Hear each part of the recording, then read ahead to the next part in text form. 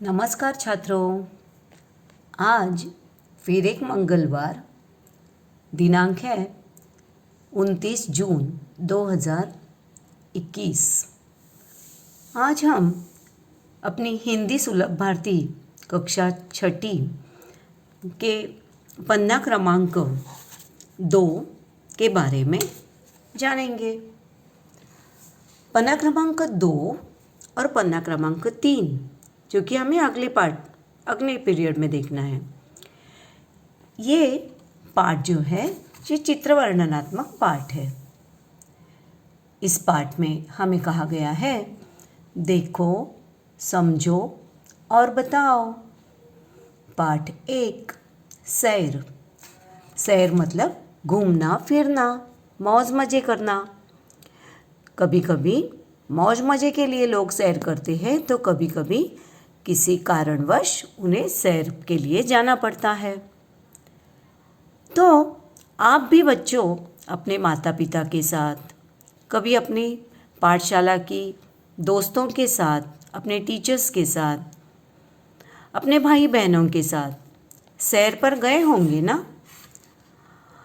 अब सैर करने के लिए हमें जलमार्ग, थलमार्ग या वायु मार्ग का उपयोग करना पड़ता है।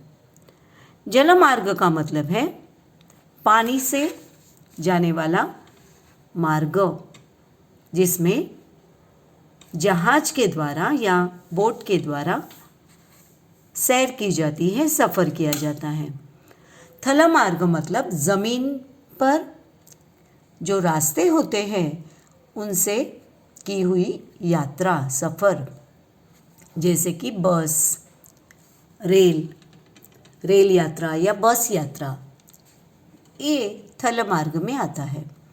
वायु मार्ग मतलब आकाश में हवाई जहाज में बैठकर या हवाई यान में बैठकर वायु मार्ग से हम दूर दूर के देशों तक सैर कर सकते हैं। तो आज हम इस चित्र के बारे में जानेंगे। यह जो चित्र है, इस पाठ में हमें बस स्थानक के बारे में जानकारी पहले लेनी है। तो छात्रों, क्या आप कभी बस स्थानक पर गए हैं? आप ठाणे शहर में रहते हैं, तो ठाणे शहर में जो रेलवे स्टेशन के पास ही बस स्थानक है, जिसे हम बस डेपो कहते हैं अंग्रेज़ी में, तो क्या आप वहाँ कभी गए हैं? हाँ, आप में से कई बच्चे गए होंगे, क्योंकि आपको जब गांव जाना होता है या अपने शहर से दूर किसी अन्य जगहों पर जाना होता है तो आपको बस पकड़ने के लिए बस स्थानक पर जाना पड़ता है। तो अब ये बस स्थानक का जो चित्र है, इसका वर्णन हमें करना है। यह एक बस स्थानक का दृश्य है। यह बस स्थानक काफ़ी बड़े और खुले मैदान में बनता है, क्योंकि वहाँ एक साथ कई जगहों से, कई अन्य गांवों से या शहरों से बसें आती भी हैं अलग अलग फलाट पर, और वहीं से अलग अलग शहरों में या गांवों में बसें निकलती भी हैं। तो इसलिए उन बसों के आवागमन के लिए, आवागमन मतलब आना और जाना, आवागमन के लिए बस स्थानक जो होता है वो काफ़ी बड़े और खुले मैदान पर बना होता है। बस स्थानक में प्रवेश करते ही यात्रियों के बैठने के लिए काफ़ी बड़ा स्थान है। देखिए, यहाँ पर आपको कुछ यात्री यहाँ पर बैठे दिखाई देते हैं। अब ये तो यहाँ का पूरा अंदर का भाग नहीं दिखाया गया है। यहाँ एक थोड़ा सा भाग दिखता है, यहाँ एक बेंच दिखते हैं हमें, जहाँ पर लोग बैठे हुए हैं आराम से, जो कि कुछ लोग भी यहाँ पर दिखाई दे रहे हैं। ये जो लोग हैं ये है यात्री।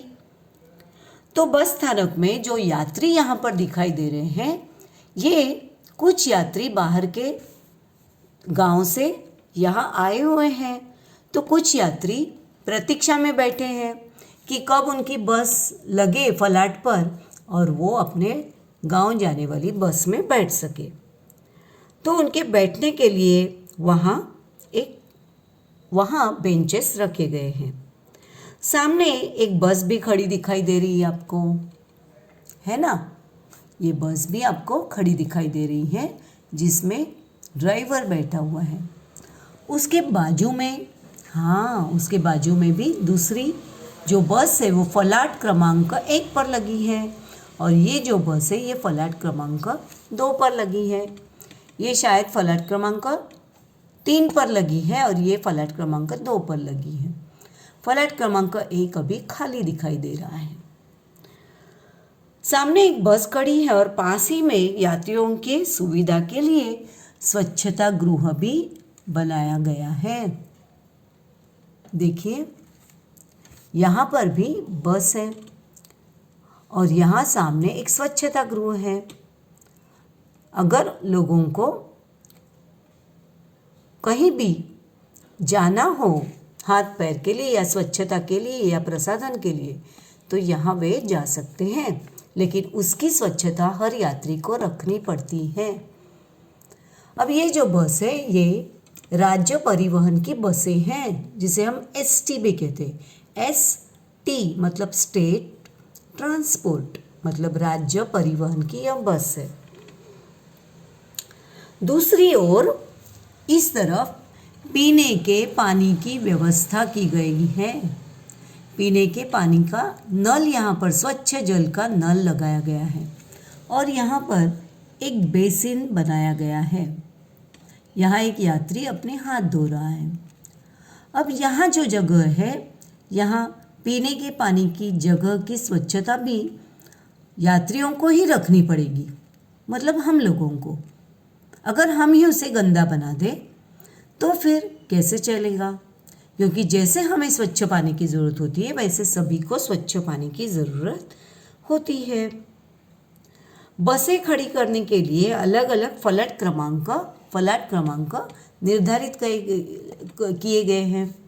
अब यहाँ पर वैसे तो पार्टी नहीं है, लेकिन आपने देखा होगा कि हर बस स्थानक पर ये फलाट क्रमांक लिखे हुए होते हैं और इसी बोर्ड के पिछली तरफ ये हर फलाट क्रमांक पर लगने वाली बस जो है वो किन किन स्थानकों पर जाएगी, किन किन शहरों से होकर गुजरेगी, ये भी नाम वहाँ पर लिखे होते हैं ताकि यात्रियों को सुविधा हो। वहीं 2 बसें खड़ी हैं। एक बस की छत पर सामान रख दिया गया है और यात्री बस में चढ़ रहे हैं। देखिए, ये जो है वो बस का कैरियर है। दूर दूर तक के गांव में जाने वाले लोग अपना सामान जो है, अतिरिक्त सामान, वो बस के ऊपर छत पर रखते हैं, वहाँ वो सुरक्षित रहता है। बस पर सूचना भी अंकित है। क्या लिखा हुआ है बस पर, पढ़िए तो ज़रा। राष्ट्रीय संपत्ति हमारी संपत्ति। राष्ट्रीय संपत्ति का मतलब क्या है? इसका मतलब है बस एक सार्वजनिक राष्ट्रीय संपत्ति है। उसे किसी भी प्रकार का नुकसान नहीं पहुंचना चाहिए और ना ही उसे गंदा करना चाहिए। ये जैसे हमारी जो संपत्ति होती है, घर के पैसे गहने होते हैं, उनकी हम देखभाल करते हैं। हमारा घर भी हमारी संपत्ति है, उसकी हम देखभाल करते हैं। बिल्कुल उसी तरह ये जो बसें होती हैं, रेलें होती हैं, ये राष्ट्र की संपत्ति है और इसे चलाने के लिए भी हम लोग ही, जनता ही पैसे भी देती है। तो अगर ये हमारी है, हमारी संपत्ति है, तो इसकी देखभाल करना हमारा कर्तव्य है, क्योंकि अगर ये नहीं रहेगी तो हमारा दूर दूर तक सफ़र करना बड़ा ही कठिन होगा। तो इसीलिए बसें हमारी राष्ट्रीय संपत्ति है और इसे हमें बचाना है। कई यात्री अपने अपने सामान के साथ इधर उधर आ जा रहे हैं। कुछ बच्चे भी हैं जो अपने माता पिता के साथ हैं, उनके हाथों में सामान भी है। वो भी दिखाई दे रहा है।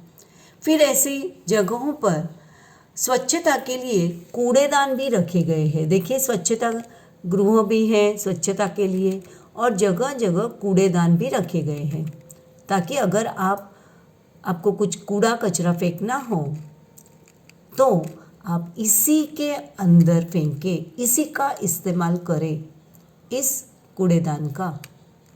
तो इसलिए अगर आप इस कूड़ेदान का उपयोग करते हैं तो हमारा बस स्थानक जो है वो साफ सुथरा दिखाई देगा।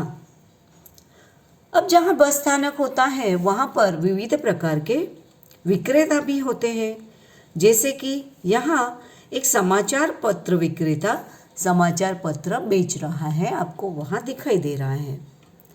एक व्यक्ति शीतल पेय बेच रहा है, कोल्ड ड्रिंक्स जिसे हम कहते हैं कोल्ड ड्रिंक्स, तो ये शीतल पेय बेच रहा है ये व्यक्ति।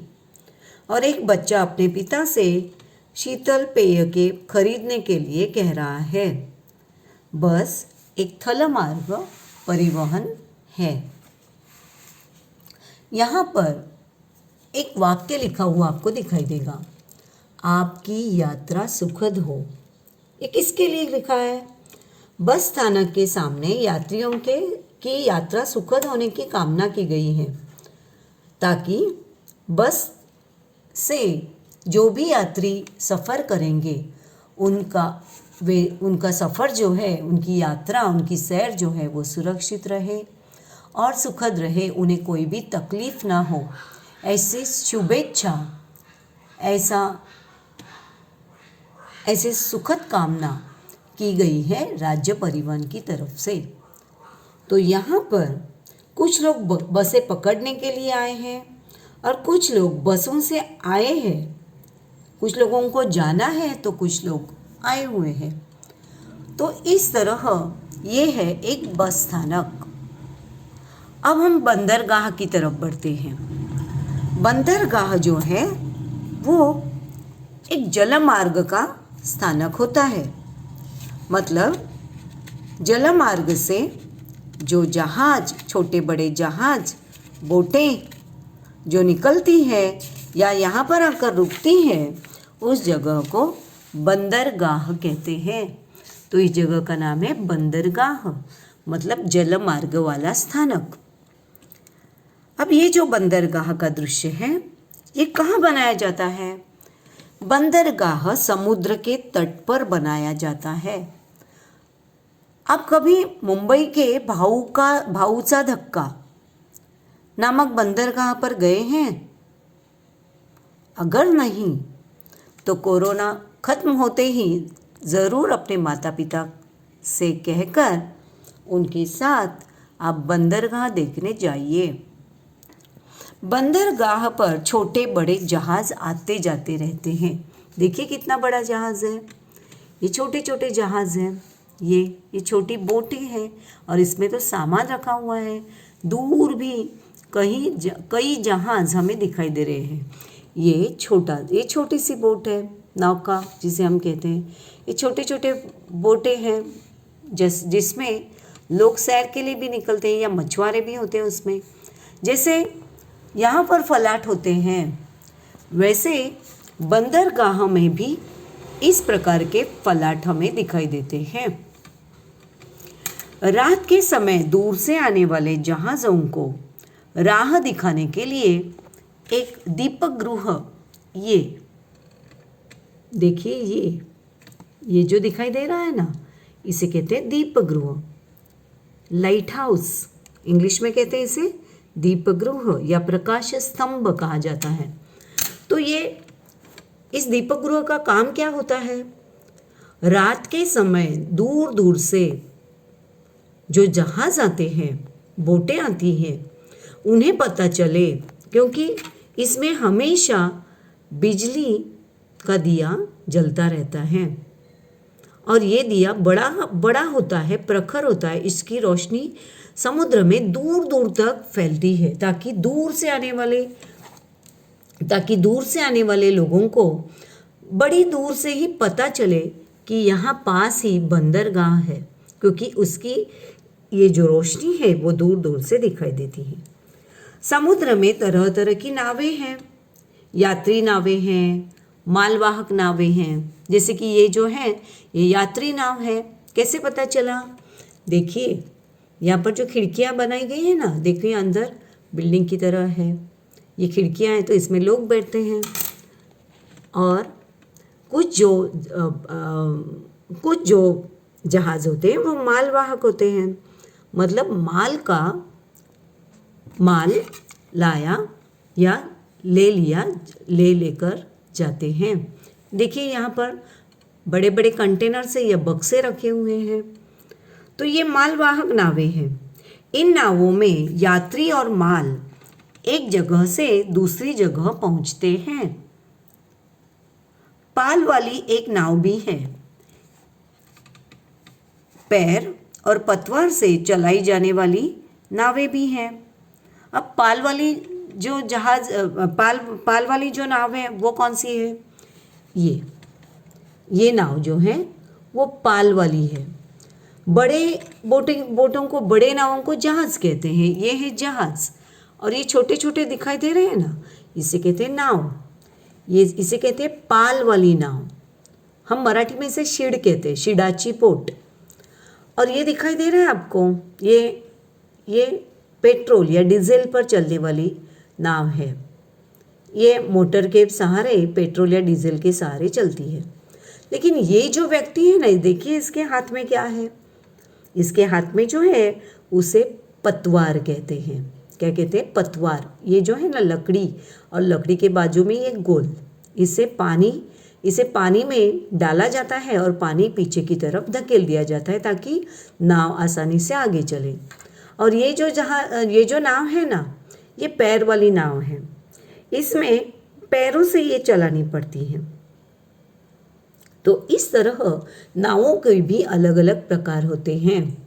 देखिए एक गलत बात यहाँ हमें दिखाई दे रही है, जो कि यहाँ गहरा पानी है समुद्र की सतह पर, लेकिन ये बच्चे जो हैं वो अपने माता पिता के हाथ छोड़कर यहाँ दौड़ा दौड़ी कर रहे हैं। ऐसा बिल्कुल नहीं करना चाहिए, ताकि ये जो पानी है ये गहरा होता है। अगर हमारा बैलेंस नहीं रहा तो हम पानी में गिर सकते हैं। तो इसलिए हमें ऐसी असावधानी बिल्कुल नहीं बरतनी चाहिए। ठीक है। नाव तक पहुंचने के लिए अलग से पानी में पथ बनाए हैं। इन पर से होकर लोग नाव तक पहुंचते हैं। ये आपको दिखाई दे रहा है?